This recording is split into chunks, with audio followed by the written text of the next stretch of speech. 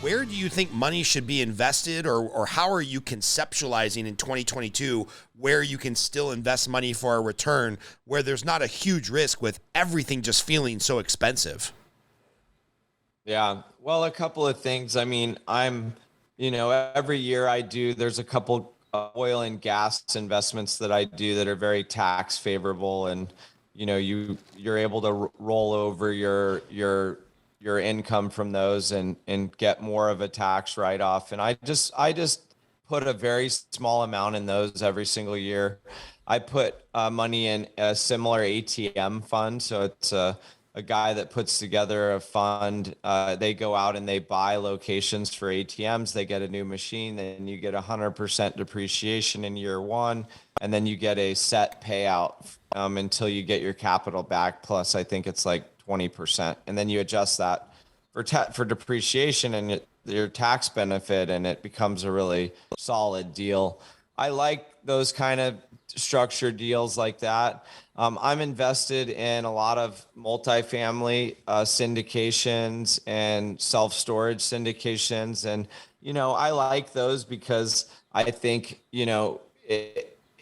people are going to need to live somewhere. There's a shortage of places to live in general. If interest rates keep going up and people don't want to buy, they're going to want to rent. So I'm a big believer that multifamily, even though it's very, very hot and frothy, as you put it, I still think multifamily is going to grow, and still rents will still go up. And I think, property values will go up. I also, put my money in places like, I have some life insurance policies that, are structured specifically for me where I can put the money, and if I need it later, I can borrow it. And, at the end, there's a death benefit that'll help with estate taxes and other things at the end. So that's another safe place, I believe, to put it. I don't put any money in the stock market. Even my IRA and stuff is invested in like private equity companies that go in and turn things around, like a KKR or something like that. And, I also am always looking for, like I said, the small operator to buy something smaller, and find deals that are fourplexes or eightplexes. Like I put an offer in on a fourplex with a buddy the other day in Austin for 300. We'll see if we get it, but if we get it, then he'll do all the work and we'll split the equity. But I don't know if there's a lot of safe places to put cash. I wouldn't put it in Bitcoin because it's so volatile. I wouldn't put it in the stock market.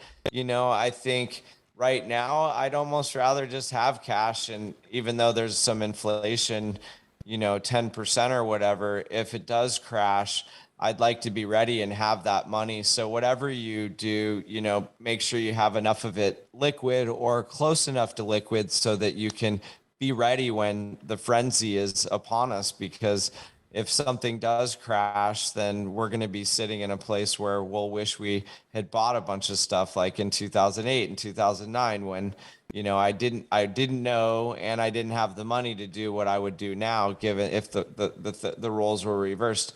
But with inflation, it's hard to peg, right? And so much about this. I learn a lot from the content that you put out too. But, when it comes to inflation, it's like, well, will the prices of houses ever come down? Because if inflation is going to keep going and going and going, like, is there an end to it? It's not like 2008 where there's clearly mismanaged funds and there's going to be a bubble that pops.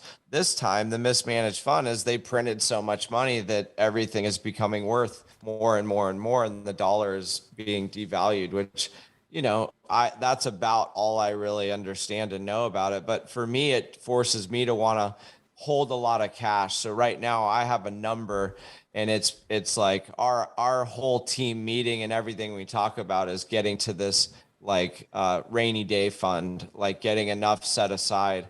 And then we'll decide if there are some safer places to keep it that we can still access it and maybe have it earn 1 or 2% interest.